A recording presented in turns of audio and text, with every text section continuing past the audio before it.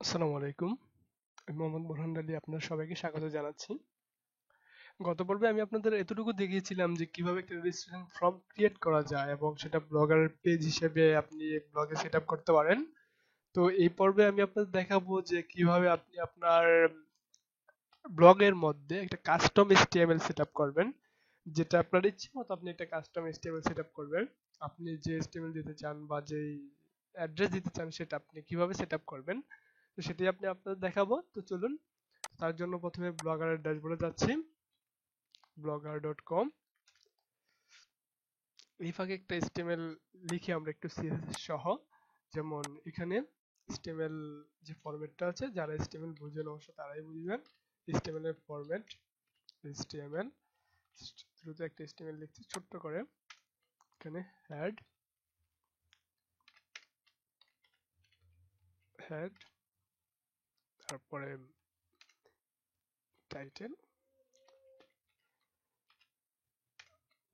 TITL, title দিয়ে তারপর head টাইটেলটা আমরা দেবো যে কাস্টম HTML, custom HTML। এটা হচ্ছে আমাদের টাইটেল। আর আমরা অবশ্যই হেডের নিচে বডি দেব। বডি বডি ক্লোজ করা হলো না, হচ্ছে বডি। তো আমরা বডির মধ্যে দুইটা ওয়ার্ড লিখবো, জাস্ট ডিপ নিয়ে ডিপ লিখবো যে দি name of our country is Bangladesh.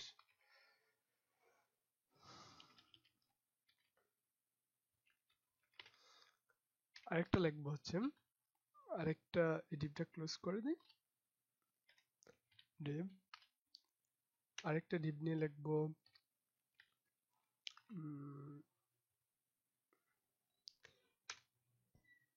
যে it is a peaceful country, just দুইটা ওয়ার্ড লিখবো।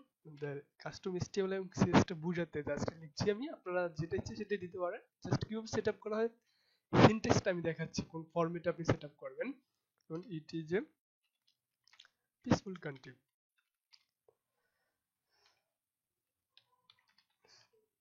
UNTRY ডিপটা ক্লোজ করে দিচ্ছি। তো এখন আমরা ডিপের অবশ্যই ক্লাস ধরবো, ক্লাসটা CLASS ক্লাস ইকুয়াল টু, এটা ধরি হচ্ছে, এটা বি ধরলাম এই ক্লাস। তারপরের ডিপটার ক্লাস ধরলাম CLASS class equal to class equal to, এটা সি ধরলাম। দুটা ক্লাস নিয়ে আমরা নিচে একটু CSS টা লিখে রাখি এখান থেকে, যেমন ক্লাস যেহেতু নিয়েছি সেজন্য আমাদের ডট দিতে হবে বি। এখন আমরা এটা একটা কালার দেবো নীল, যেমন ব্লু BL, ওই ব্লু কালার। এখানে অবশ্যই কালার COLO আর কালার ব্লু। আর নিচের যে CSS টা ডট ক্লাসিসম ডট সি, ওটার কালার দেব হচ্ছে যে গ্রিন, COLO আর কালার গ্রিন, GREEN, গ্রিন আমরা নিলাম। এখন আমরা HTML, যেহেতু একটা HTML করলাম, আগে HTML টা দেখি। HTML টা আমরা কপি করে নিচ্ছি। কপি করে আমরা যেহেতু একটা গ্যাজেট অ্যাড করতে হবে, গ্যাজেটের মাধ্যমে যেতে হবে, সেজন্য অবশ্যই লেআউটে যেতে হবে। লেআউটে গিয়ে আপনার এখানে আমরা যেহেতু সাইড বার দেখবো, আপনি যে কোনো জায়গায় বসাতে পারেন, যে অ্যাড এ গ্যাজেট এখানে বসাতে পারেন, এখানে বসাতে পারেন। তারপর আমরা এখানে বসাবো অ্যাড এ গ্যাজেট, নিয়ে এই যে HTML জাভাস্ক্রিপ্ট নামে যে অপশনটা আছে সেটার মধ্যে ক্লিক করতে হবে। আমরা টাইটেল দেব না, যেহেতু আমরা টাইটেল একটা তৈরি করে রেখেছিলাম যে যে কাস্টম HTML, সেই জন্য আমরা টাইটেল দিব না। কন্ট্রোল সি কপি করে কন্ট্রোল ভি দিয়ে পেস্ট করে দিলাম, দিয়ে সেভ, দিয়ে সেভ অ্যারেঞ্জমেন্টে দিলাম। এখন আমাদের দেখি আমাদের ব্লগে এসেছে কিনা, যেটা দেখুন চলে এসেছে। কাস্টম HTML হচ্ছে এটার টাইটেল। আর আমরা দুটো দিয়েছিলাম, একটা হচ্ছে the name of our country is Bangladesh, আর একটা হচ্ছে যে it is a peaceful country.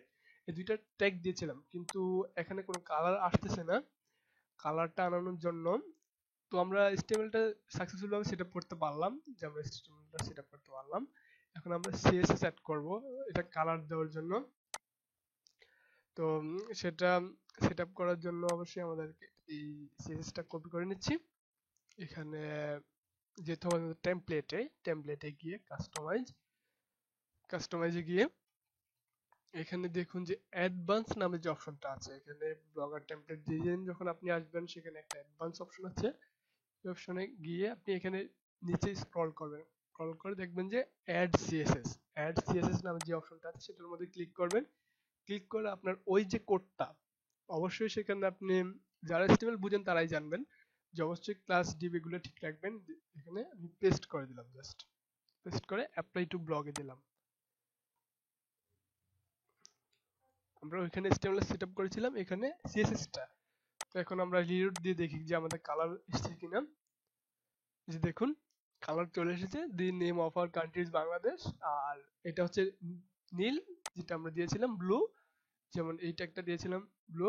আর এটা নিচের ট্যাগটা সি এটা দিয়েছিলাম কালার গ্রিন। দেখুন কালার গ্রিন। তো আপনারা এভাবেই কাস্টম HTML দিবেন, যে আপনার গ্যাজেটে গিয়ে আপনি HTML টা দিবেন, আর অ্যাড সিএসএস যেখানে আছে সেখানে আপনি সিএসএস টা দিবেন, সিএসএস সাথে ডিজাইন করার জন্য স্টাইল। তো আজ এ পর্যন্তই, সবাই ভালো থাকবেন, সুস্থ থাকবেন। আসসালামু আলাইকুম।